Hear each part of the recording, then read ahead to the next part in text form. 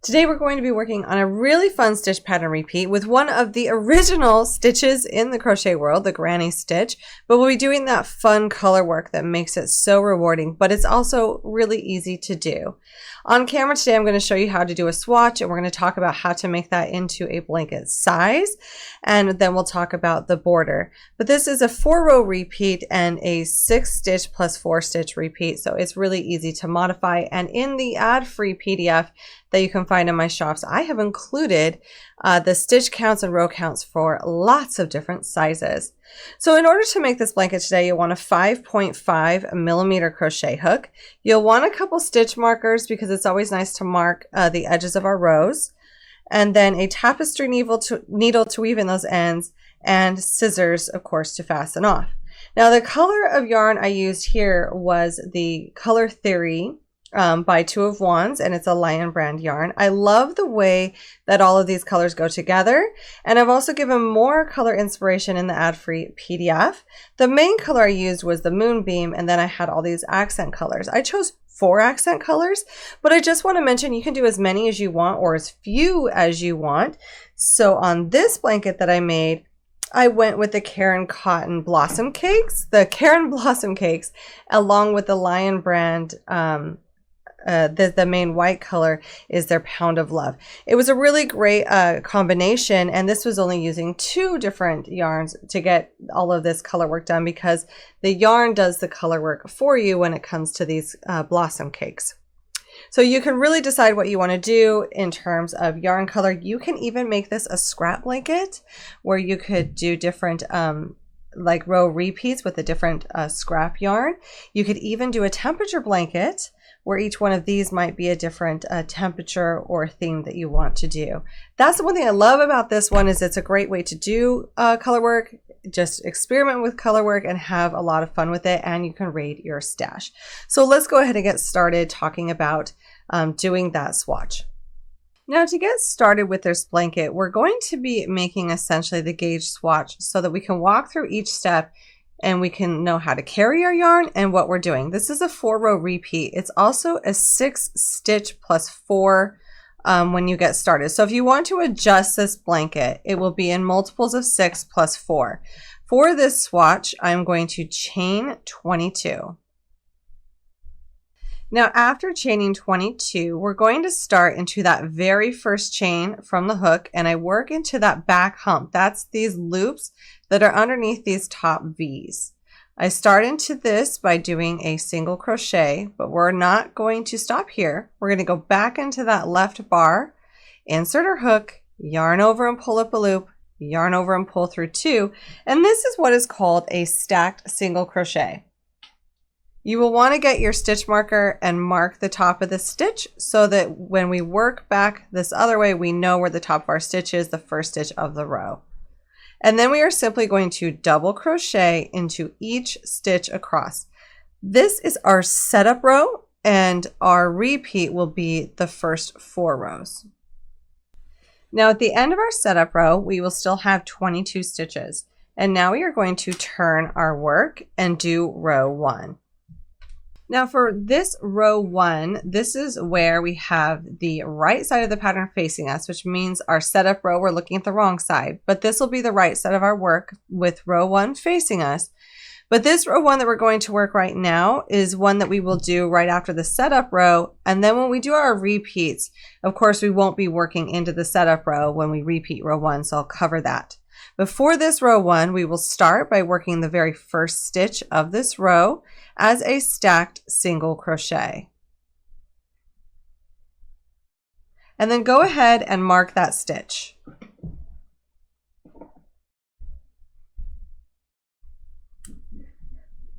Next, we're going to be working between the very first and second stitch of the row. We're going to do 2 double crochets between those stitches. And as we get to that second double crochet, we're going to stop when we still have 2 loops on the hook before our very last yarn over. And this is where we're going to bring in our color B. Now you can use as many color Bs as you want. And what I mean by that is you are going to use these for 3 rows at a time and then fasten off. So the next time you join, if you want to do lots of different colors, you can just keep using different colors of yarn. Now I'm going to yarn over with my new color and pull that through those 2 loops. And now I'm set up to work with my new color for my next stitches. I also want to note that we will be carrying the yarn on the back of our work. So when we do color work, sometimes we carry yarn, and that happens on the back of our work. And I've set this blanket pattern up to where when the right side is facing you, you'll be working more of a color work, and when the wrong side is facing you, you'll only have to work one color. We'll get to that on the next row. So now we are going to be skipping the next 1, 2, 3 stitches, and between those stitches we will be doing 3 double crochets. And then we're going to be changing colors again right on this 3rd stitch. So every 3 stitches, which is just a granny group, we're going to be going back to the color A, and then we'll do the color B. And so every time we do a granny group for this row, we're going to be changing colors. So next, I'll skip the next 3 stitches, and working between those next 2, we'll do 3 double crochets. And we're going to switch back to our color B. We're just going to bring that up from the back. I want to make sure that we're not pulling our colors too tight along the back here. We don't want them to change the drape of the fabric, but we also don't want them so loose that they're going to mess us up. But we're going to be carrying these on the back, letting them float nice and gently. And on this next row, I'll show you kind of how those get tucked in a little bit more. So now I will once again skip 3 stitches, and between the next 2, do those 3 double crochets. And we're just going to keep repeating that all the way across, changing colors as we go.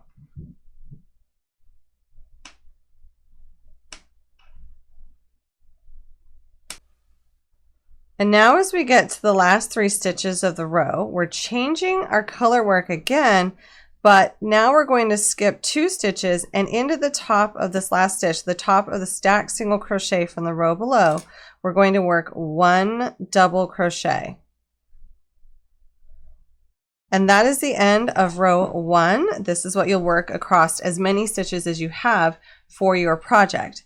Now we're going to turn and do row 2, and row 2 will be completely done in the color B. This means that we can go ahead and fasten off color A.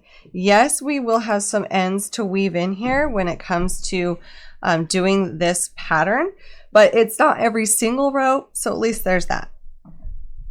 Now for row 2, we're going to start the row the same way we had before with a stacked single crochet.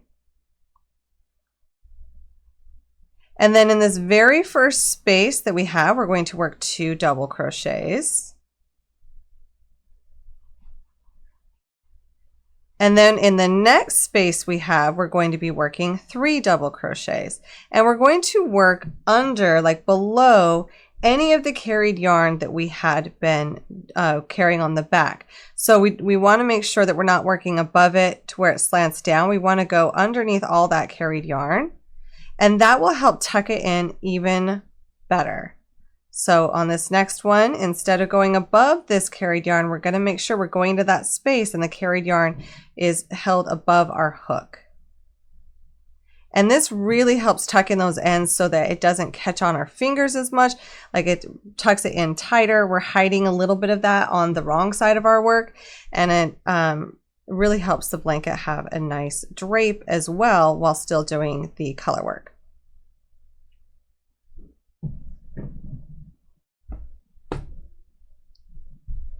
So we're just going to keep working this color B all the way across row 2. And we're not changing colors for this row.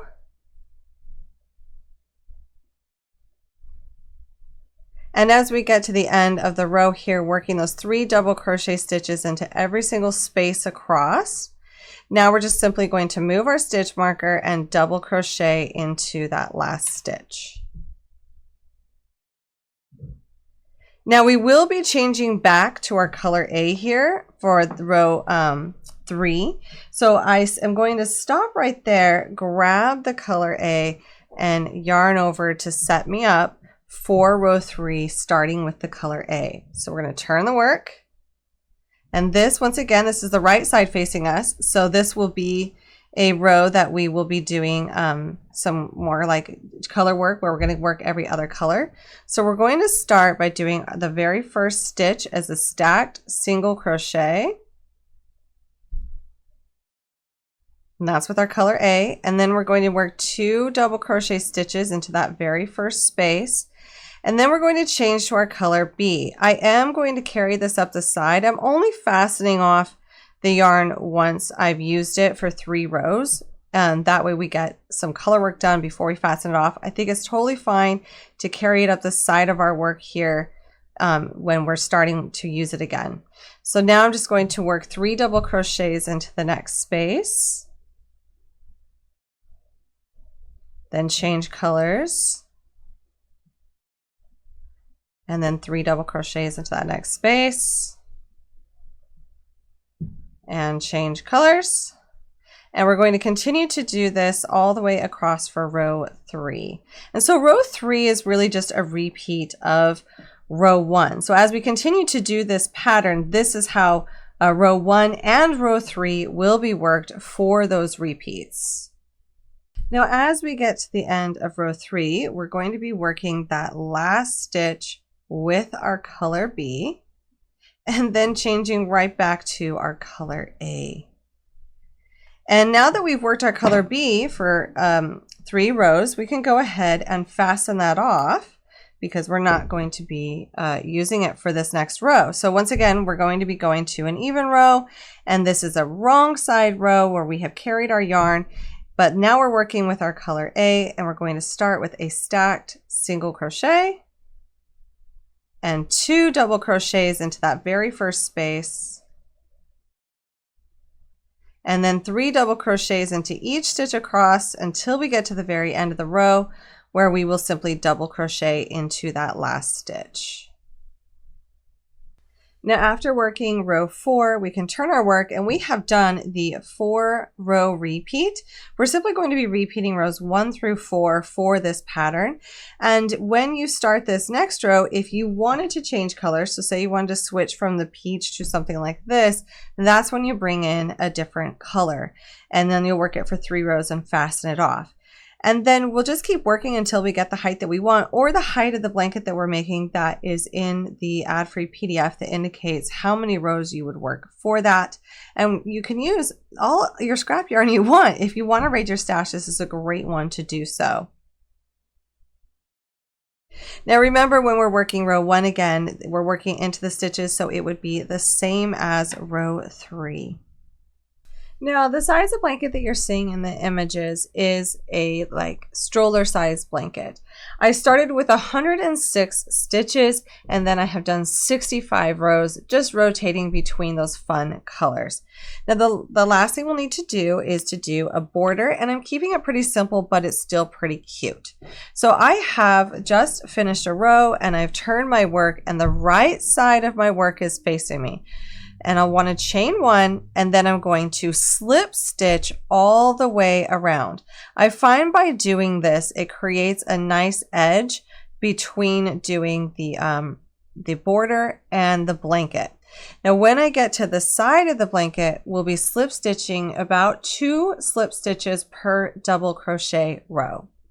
Now when we get to the corner, when we're slip stitching, we're going to slip stitch this last stitch of this row, then chain 2 and slip stitch into that same stitch. And then we're going to work alongside the blanket, working approximately 2 slip stitches per row. If it looks like you've got too many stitches going on, you can do 3 slip stitches per 2 rows to even that out as much as possible. But you just want to keep your stitches nice and even, working across this row, doing approximately 2 slip stitches per row. And then we'll work that all the way around until we get back to the beginning. Now that I have slip stitched all the way around, I can slip stitch to join to that first stitch and then continue with round 1. But I am going to be changing colors. mainly because I think it's fun to have a little pop of color, but you don't have to. You can stick with your main color and not change colors here. But since I am changing colors, I am going to go ahead and fasten this off. So I've chained 2 for the corner here, and I'm just going to fasten off, grab my yarn needle really quick because we have to weave in these ends later anyway, and I'm going to do what's called an invisible join. I'm going to skip that first stitch, go into the next stitch as if I were to crochet it and work through, and then go back to the last stitch worked, which is that chain. Go right down the center of that chain and pull that. And that's just like an invisible join, and that leaves that corner ready for us to work when we come back around. I'm just going to weave in this end, and then I'll be ready to join my new color. Now, when it comes to joining a new color, a little trick you can do is you can go ahead and place a slip knot onto your hook, and then we're going to go right into the very first stitch that we want to do. And I'm going to be working this in the back loop only, and we can start with that single crochet. And so I am going to be single crocheting in the back loop only all the way around. This is just going to add a little sliver of color on this edge before we do our last round. And I love working that back loop only because it adds a nice line here that kind of defines the body of the blanket from the border of the blanket.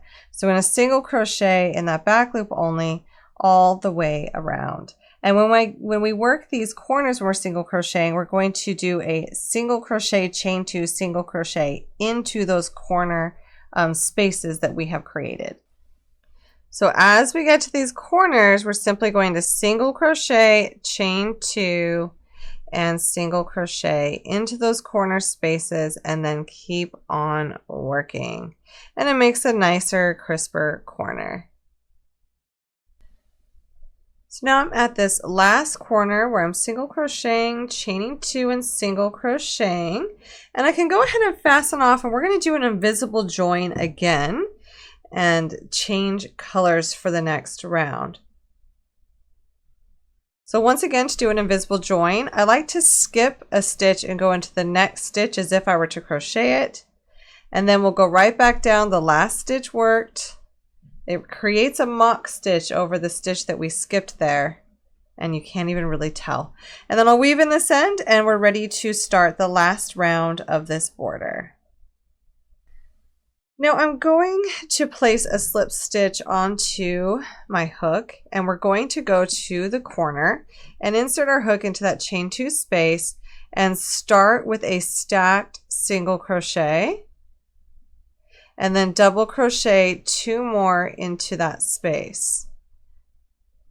And now when we come back, we'll finish out the corner stitch when we get all the way back around. But for right now, we're just going to be working across this row, working that granny stitch. So we're going to skip 2 stitches, and in the next, we'll double crochet 3.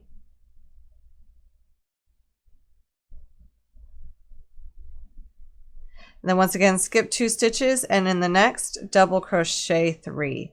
And once again, we'll skip 2 stitches and double crochet 3 into the next. And we will be working in this pattern until we get to the next corner. Now, as you come to some of the corners, you might find that these stitches are a bit off. What I mean by that is like there might be more than 2 to skip. And if there's just 3 stitches, you can go ahead and simply skip 3 and go straight into working that corner. It will still work out nicely. So there's a little bit of adjusting when it comes to this because there's so many different sizes I've put in this pattern that you might encounter not a perfect edge with the exact stitch count we need for the exact stitches, but especially in crochet, things are flexible. Blocking helps a ton, and you won't even notice that in one spot you skipped 3 versus 2, or if you want to work an extra stitch, you can absolutely do that as well. And then just keep on going around the other side. Now, as I come to the end, I've got a span of 4 stitches here, and this is where I'm just going to skip 1, do 3 double crochets, and then go into the corner. So now I'm going to work 3 more double crochets into that corner space, and then after that, chain 2, And this is where we can fasten off. We are done with the border. We can fasten off our yarn. I love doing that invisible join. And it feels so good to get this last stitch in here and really see how this blanket has come together. And then I just weave in all the ends, and this is so cute. And now I want to make every single colorway there might ever be. It is so much fun to experiment with color with this one. Now, if you are already plotting another blanket, I get it, because I finished my first one and went straight into my second one. I have included in the pattern some blank charts for you to color and fill in and decide if there's maybe some yarn around your house you want to use, or if you're looking at yarn online, maybe see how those colors go together by using that blank chart to plot your next blanket. Thank you so much for joining me today. Be sure to hit subscribe and come back for more fun projects soon.